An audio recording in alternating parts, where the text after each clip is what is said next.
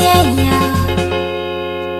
Soyayya daɗi yau na fahimta, na samu budurwa a barbatance. Soyayya daɗi yau na fahimta, na samu saurayi abun kwatance.